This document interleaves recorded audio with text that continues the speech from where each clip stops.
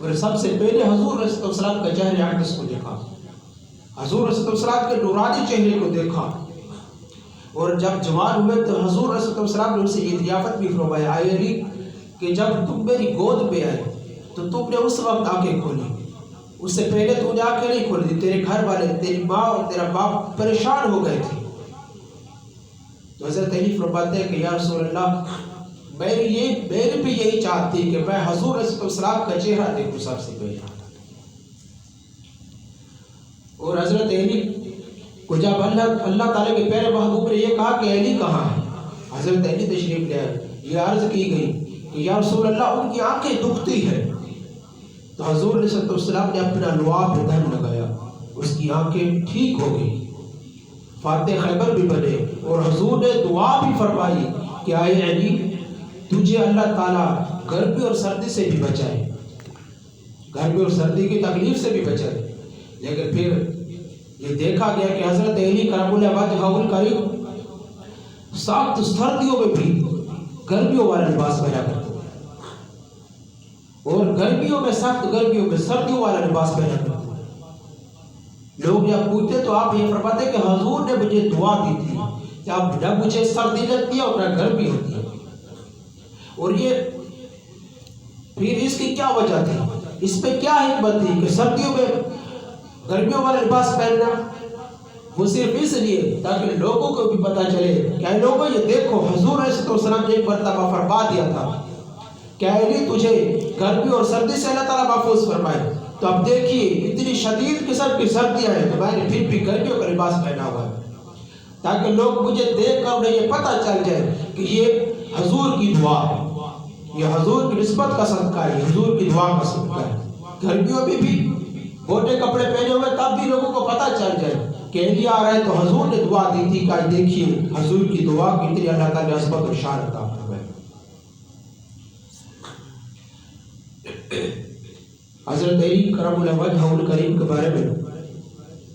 اللہ تعالیٰ کے پیارے محبوب یہ ارشاد فرماتے ہیں کہ جس نے علی سے محبت کی، جس نے علی سے پیار کیا اس نے مجھ سے پیار کیا، اور جس نے علی سے بغض رکھا اس نے مجھ سے بغض رکھا، تو پھر وہ رب کریم کے غضب کا،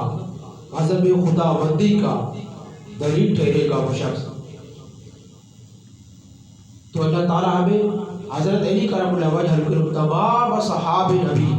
تمام اولیاء کرام، انبیاء کرام اور حضور صلی اللہ علیہ وسلم کے ساتھ نسبت رکھنے والے تمام کا ادب اور احترام اور عزت کرنے کی توفیق عطا فرمائے۔ کیونکہ ہم اگر خود اپنے گریبان میں دیکھیں جان کر، ہمارے اعمال نہیں ہیں جن پر ہمیں ناز ہے، ہمارے کام ایسے نہیں ہیں جن پر ہمیں ناز ہے، نمازیں ہم ترک کرتے ہیں، جھوٹ ہم بولتے ہیں، سنت ہمارے منہ پر نہیں ہوتی، گالا گلوچ ہم کرتے ہیں، پورا دن ہم اگر شام کو دیکھیں کہ ہم نے کون سا اچھا کام کیا تو شام کو ہم اگر سوچیں تو ہمیں اپنے اندر کوئی ایسا ایک کام بھی نظر نہیں آتا کہ جس پر ہمیں ناز ہو کہ یار آج ہم نے یہ اچھا کام کیا۔ اگر ایک اچھا نظر آئے گا تو 10 برے اس کے ساتھ نظر آئے گا۔ اسی لیے ہمیں اگر آج ناز ہے، ہمیں اگر آج فخر ہے تو ہمیں ان عظیم ہستیوں پر ناز ہے۔ اللہ تعالیٰ ہماری بخشش ان عظیم ہستیوں کے ذریعے فرمائے، اور اللہ تعالیٰ ہمیں ان کے ساتھ محبت اور عقیدت کمال درجے کی عطا فرمائے۔ اب دیکھیے حضرت علی کرم اللہ وجہہ الکریم، میں نسبت پتہ ہے آپ کو کہ حضرت علی کرم اللہ وجہہ کی نسبت ماں کے ساتھ بھی دیکھیں تو حضور کے ساتھ جا کر ملتی ہے، والد کے ساتھ دیکھیں تو حضور کے ساتھ جا کر ملتی ہے، اور پھر ہم اگر نیچے ہیں اس نور کی موتیوں کی لڑی کو دیکھیں تو پھر خلیفہ اول حضرت ابوبکر صدیق اور حضرت علی کرم اللہ وجہہ الکریم کا، ان دونوں لڑیوں کو دیکھیں تو یہ دونوں لڑیاں آگے جا کر پھر ایک ہو جاتی ہیں، پھر یہ پوری اماموں کی لڑی بن جاتی ہے، پھر یہ حضور کے پیاروں کی لڑی بن جاتی ہے، پھر یہ اللہ تعالیٰ کے پیاروں کی لڑی بن جاتی ہے۔ اور حضرت ابوبکر صدیق بھی شان دیکھیے، اگر ہم اوپر جائیں تو ان کا سلسلہ نسب بھی چوتھی یا پانچویں پشت میں حضور سے جا کر ملتا ہے، نیچے ہے تو پھر حضور سے آ کر حضرت علی کرم الوجہ الکریم کے لگتے جگر آپ کے شہزادے حضرت امام حسین، ان کے بیٹے حضرت امام زین العابدین، اور پھر ان کے بیٹے حضرت امام باقر۔ حضرت امام باقر آپ یہاں پر دیکھیے، حضرت علی کا سلسلہ سب آپ دیکھیے، حضرت ابوبکر صدیق کا، حضرت ابوبکر صدیق کے دو بیٹے حضرت عبد الرحمن اور حضرت محمد بن ابوبکر صدیق رضی اللہ تعالیٰ عنہ۔ حضرت ابوبکر محمد بن ابوبکر ان کا ایک بیٹا ہے قاسم، اور پھر حضرت عبد الرحمن کی بیٹی ہے اسما، آپس میں دونوں کی شادی ہوتی ہے، حضرت ام فروا پیدا ہوگی۔ اب حضرت ام فروا کی شادی کس سے ہوتی ہے؟ حضرت علی کی اولاد میں سے، حضرت امام حسین کی اولاد میں سے، حضرت امام زین العابدین کی اولاد میں سے، حضرت امام باقر کے ساتھ حضرت ام فروا کی شادی ہوئی۔ اور پھر آگے دیکھیے پوری اماموں کی لڑی ان سے، ان سے حضرت امام جعفر صادق پیدا ہوئے، ان سے حضرت امام علی رضا پیدا ہوتے ہیں، ان سے دیکھ کے حضرت امام تقی پیدا ہوتے ہیں، ان سے دیکھ کے حضرت امام نقی پیدا ہوتے ہیں، حضرت امام حسن عسکری پیدا ہوتے ہیں، اور پھر آخر پر جا کر ان سے حضرت امام مہدی بھی سے لڑی سے ہوتے ہیں۔ یہ شان دیکھیے حضرت ابوبکر صدیق حضرت علی اور حضور صلی اللہ علیہ وسلم کے ساتھ کتنی محبت ہے، لڑیاں پھر بھی ایک ہو جاتی ہے آگے جا کر۔ حضرت امام جعفر صادق رضی اللہ تعالیٰ عنہ وہ عظیم ہستی تھی، وہ عظیم ہستی تھی جو ان دونوں لڑیوں سے جا کر ایک ہوتی ہے، جہاں پر یہ موتی نمودار ہوتا ہے، یہ نورانیت آتی ہے، اور آپ میں وہ غیرت بھی، وہ بہادری بھی، وہ شجاعت بھی، وہ رحم دلی بھی، وہ مہمان نوازی بھی، وہی پشت در پشت جو چلی آ رہی تھی وہ بھی آپ کے اندر، وہ علم بھی تھا، وہ حکمت بھی تھی، اور پھر غیرت اتنی کہ آپ ایک بادشاہ کے دربار میں تشریف فرما تھے، جلوہ افروز تھے، بادشاہ کے منہ پر بادشاہ منصور مکھیاں بیٹھ رہے تھے۔